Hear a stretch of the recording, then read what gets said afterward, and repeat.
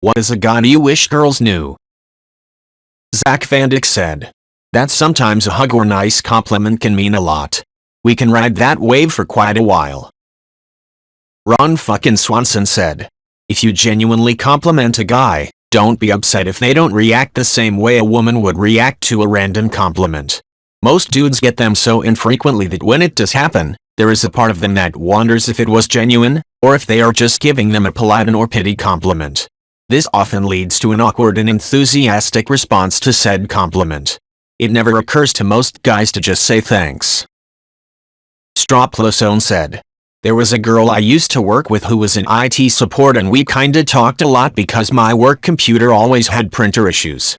She was a cool girl and I liked her quite a bit. One time I was going for a McSpicy burger and she got on the elevator the same time as me. She then told me, hey, I'm getting a Starbucks, do you want to come with? And I said, no thanks, I'm grabbing a McSpicy. And we went different directions. I then realized as I was biting into the McSpicy that I had just turned down a coffee date from a girl I kinda liked. I fixed it the next time we ran into each other though and we saw each other for a while, but man, I can still remember that entire exchange like it happened 5 minutes ago. I've never been asked out since. Kitten 115709 said, an erection is a non-voluntary muscle reaction, with or without stimuli. Only a selected few have mastered the ability to manually command their boners to stop being erect. Regretting the Horn said, sometimes men just don't get hard. It's not you. It's many things, from lifestyle and diet to stress and anxiety. And just getting older. Please try not to take it as a sign of lack of attraction or affection. Sometimes it just happens. Big Biblifier said, went on a date finally with a girl I'd known and been crushing on at work for years, both teenagers. Date was great, amazing even, kiss goodnight the whole works. I made a call to her best friend who was also a friend of mine to confirm how well it went only to find out she'd started officially dating someone else that day. I was crushed. And had to work with her still like 3x a week, and him. It lasted 2 weeks at most. Couple months later we started dating and now 19 years later we have 2 kids, a dog, cat and hamster. And still it haunts me to the point a simple Reddit comment would spark back the horror of a memory for me. Time doesn't heal all wounds. Men are soft, fragile little creatures on the inside. Lackwood said, at least it was a happy ending. I met my future wife at a game shop when I went in to hang out and paint. She was an artist and sat by herself. The guy she was with, at the time, ignored her all night to play 40K. She came over and started talking to me about what I was painting. We ended up talking all night until the shop closed and she opened up to me about a lot of the things she was dealing with. No numbers exchanged but we added each other FB. Then a few months later she moved to Ohio with her BF. Flash forward a few months and she had broken up with the guy. She was working a 13-hour shift for the train yard doing brake assists, so she asked if anyone wanted to talk while she waited on the train cruise. Ended up talking all night with each other and a few months later she moved back to A to Z. Been together 9 years and 5 married. And Weirbones said, I'm with you there dude. Most of the time something happens around me or my father we don't have an emotional response. We try to figure out the best way to fix the problem, or we are trying to understand what is happening and why it happened to either make sure it happens less or more accordingly. I know he was raised to be that way by his father and that he raised me that way. The constant rub some dirt on it when you're hurting, or the real men don't cry. The one I heard the most was you can't feel your way through this problem, you have to think your way through it. The worst part is I know it's a problem. It's killed relationships I've had. It makes it hard to understand what some people are going through, and in the moments where something so extreme happens that my brain finally pushes the emotion response to the forefront, it's overwhelming. It's a strange dichotomy to know why I am separated from my emotions 99% of the time, but not being able to figure out how to fix the problem. I've even been in therapy for years trying to figure out something that works to no avail. The funny part is I was talking to my roommate about it once since he is also a therapist and was curious. He said it was kinda sad that was how my dad and have lived our whole lives. To which I replied, well, on the bright side we didn't know we were supposed to be sad. Hamajama said, bro, that's so relatable. On the flip side, one time when she and I were dating, my college ex ate some of my food without my permission. They were really good cookies someone had made for the both of us and she ate all of them, including my share. I believe I have grounds to be upset over that, which I rightfully was. She apologized and offered to make it up to me. She offered to take us to the grocery store and get these crackers I'm obsessed with. I happily accepted the offer and she got mad at me for thinking she wasn't bluffing, hoping I'd say no, you're fine. I don't do that kind of theater, so to speak, lol. Spiffy313 said, "That's some bullshit. You are 100% within your right to be pissed. Calling it theater is brilliant, though. It's purely performative and means nothing. Just be honest and cut the bullshit. I'm so glad my fiancé and I don't play those games. It's exhausting when people do that." Betsil said, "I am perfectly happy sitting in silence playing video games for a few hours at a time on a weekend morning night, and it doesn't mean I'm mad at ignoring you don't want to spend home together. Yeah boys, just trying to chill."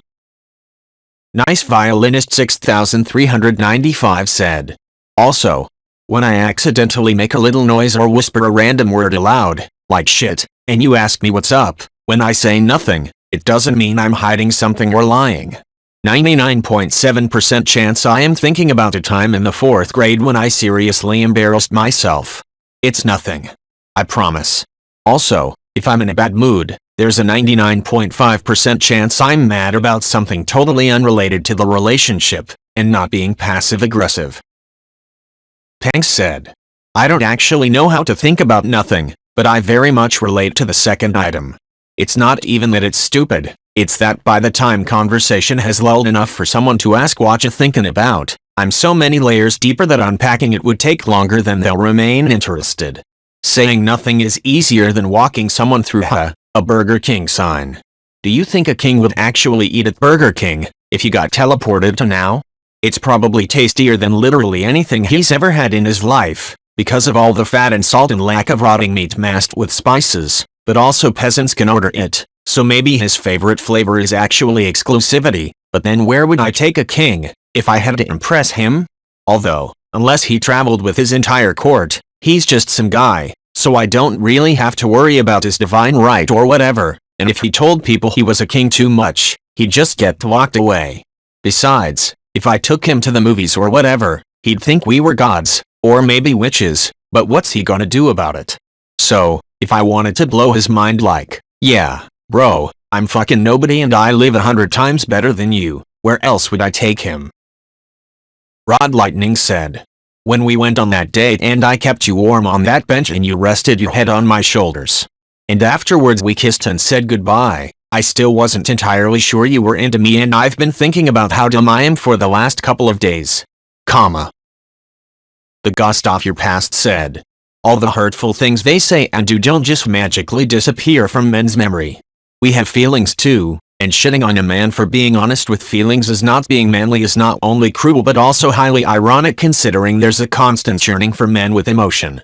Edit, thanks for all the lovely awards. Some kind folks out there 3 and also, it hurts to see how many of you all have been hurt. I feel for you, Tully. Hang in there. I'm rooting for ya." 94 Relic said, "I'd like to add to this, when we fight and I tell you that something you said or did hurt me, I'm not trying to belittle you and make you the bad guy.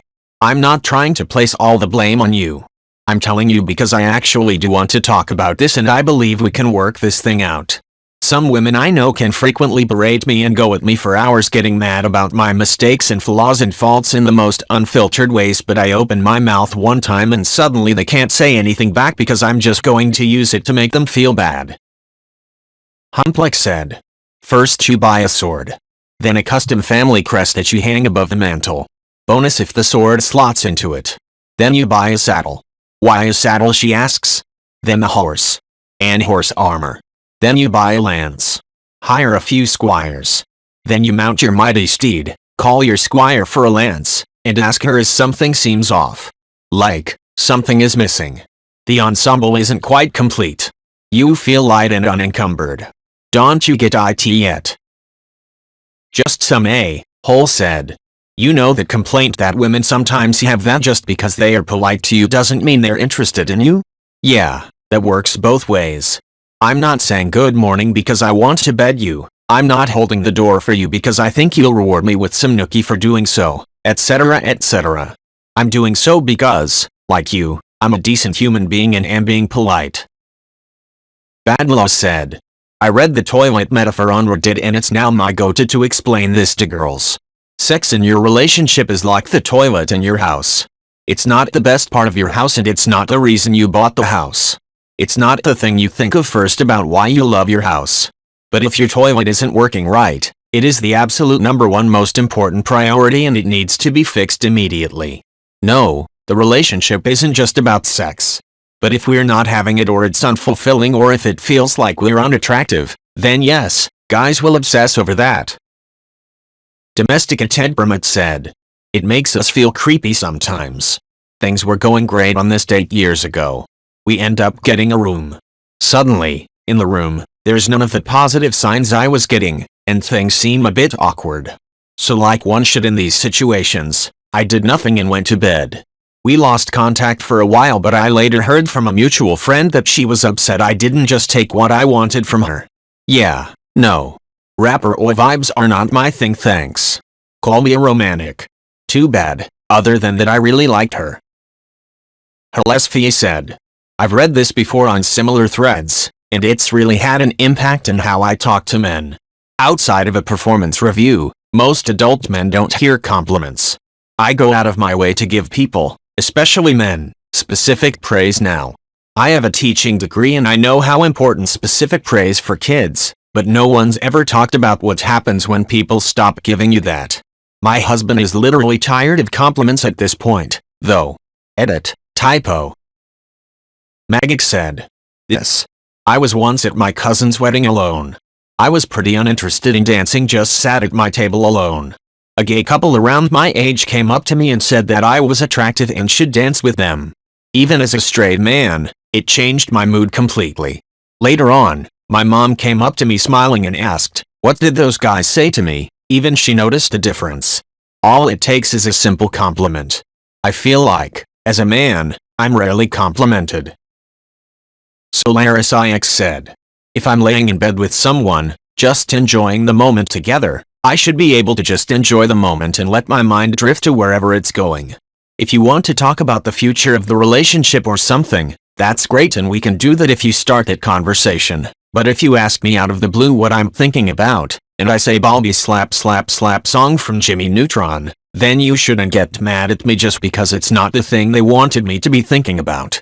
Just tell me you want to talk about the relationship and we can do that. Sir Ganja Spliffington said, that reminds me of this time when I was in a busy downtown area walking to the subway station to catch a train and some random lady that was walking next to me tripped. One of her high heels got stuck in one of those floor grates. She was no more than 4 feet in front of me on the path that we were walking, so my initial reaction was to reach over and catch her as she was falling forward. It wasn't a conscious decision, it was more like a reflex. I failed catching her but she managed to catch herself with her hands. I was about to ask her if she's okay, but before I could even take a breath and say those words, she cut me off and said I have a boyfriend, then awkwardly walked off. Captusarius said, if you're throwing signals at a guy, and he's not catching them, it might not be because he's so dense he doesn't notice them. It might be that he does see them, but his self-esteem is so low his internal dialogue talks him out of believing you are interested in him in a romantic or sexual context. Throwing more obvious signals doesn't overcome that. If knowing his self-esteem is that low isn't enough for you to lose interest, be direct. That doesn't mean ask him if he wants to have coffee or get a drink with you, as either of those leave wiggle room for misinterpretation. Ask him out on a date, specifically say date, so there is no mistaking your intention. The worst thing likely to happen is that he'll say no. Which does sting, but not like spending a month throwing hints he never responds to. Blazener said, yep. I was in grade 9 math for the 2nd year in a row because not only was I, and still am, socially awkward and basically friendless, but I'm also a bit of an idiot. Due to the seating arrangement, I was placed in front of a very pretty and very popular girl. One day she gives me her number, I wrote it down, but I had a feeling this was too good to be true. The next day in math class she's telling me how that night was the first time a guy never called her, which I honestly do believe, and she gave me another number to phone. At which point I hauled out the first one I had kept, placed it on her desk, and asked which one of these should I call. Predictably, she was speechless. I may have a shitty memory, but that day is burned into my brain and has been for over a decade. Squake said, when I was in college, I lived in a co-ed house. My roommate's best friend was this girl I had known from classes and been friendly with, never thought anything of.